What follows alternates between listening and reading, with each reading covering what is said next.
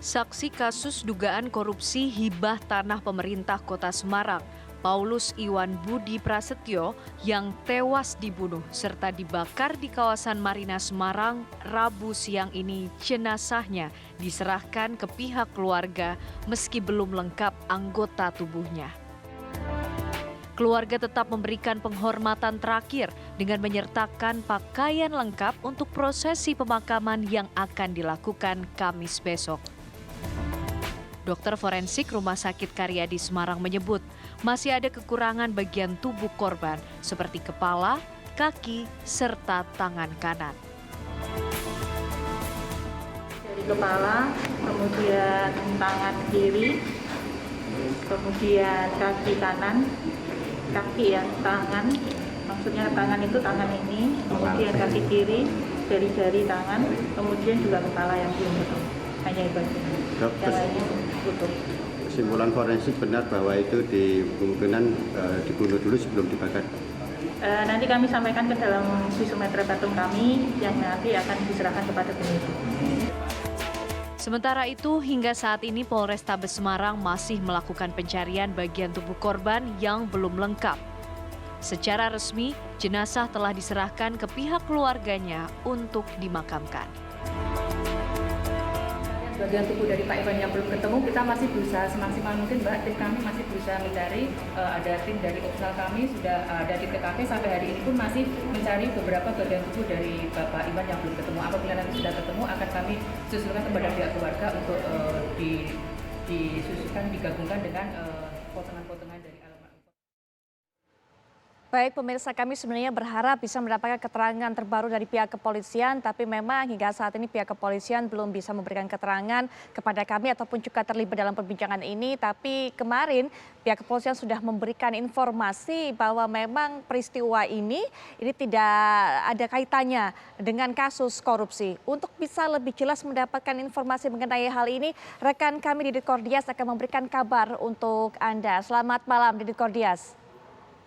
Selamat malam, Putri. Baik, Didit, bagaimana kemudian sebenarnya hingga kemudian polisi memberikan informasi bahwa tidak ada kaitannya antara dua peristiwa ini, antara pembunuhan dengan kejadian korupsi ini? Ya, oke. Terima kasih, Putri dan juga pemirsa. Jadi sebetulnya polisi sudah mengantongi pelaku ya. Jadi polisi sudah mempunyai titik terang bahwa pelaku pembunuhan ini sudah dikantongi polisi. Makanya polisi kemarin juga mengultimatum kepada pelaku untuk segera menyerahkan diri. Jadi dari kasus ini dapat disimpulkan oleh polisi bahwa kasus ini tidak ada hubungannya dengan kasus korupsi yang di mana saat itu Paulus Iwan Budi akan dimintai keterangannya atau diklarifikasi oleh pihak Tipikor Krimsus Polda untuk masalah alih lahan pada tahun 2010 yang lalu. Nah, jadi dari keterangan polisi kemarin waktu hari Jumat, polisi telah melakukan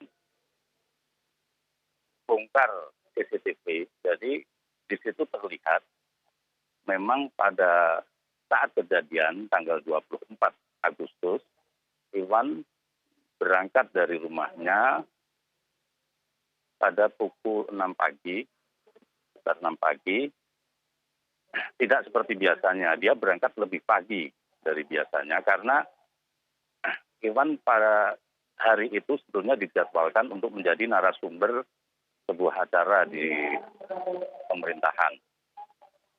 Terus Iwan pada saat itu memang terekam CCTV di sepanjang jalan tidak menuju ke kantor. Karena setelah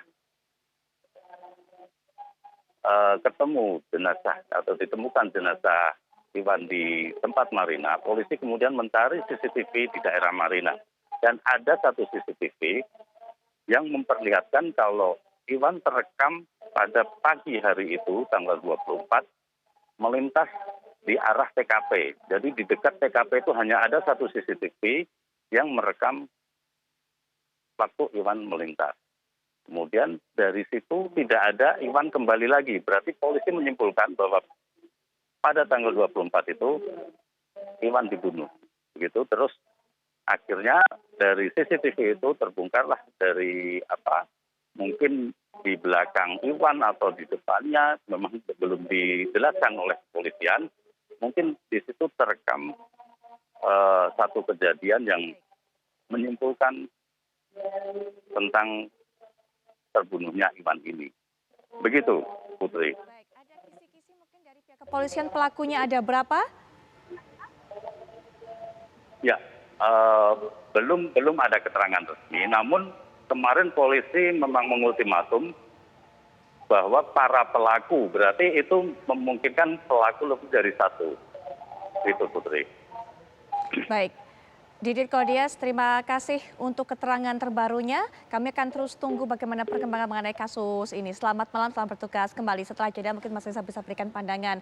Biasanya kemudian sampai pelaku ini nekat melakukan mutilasi terhadap korban, bahkan membakarnya. Dan kalau saya bisa, ini masih kemungkinan karena memang tidak bisa ditemukan semua anggota badan, berarti mungkin dipecah-pecah ataupun dipisah-pisah pembuangan bagian-bagian tubuh itu. Itu sebenarnya apa yang mendasarinya? Biasa dari kasus-kasus yang pernah ada. Tapi nanti kita akan bahas setelah jeda berikut ini.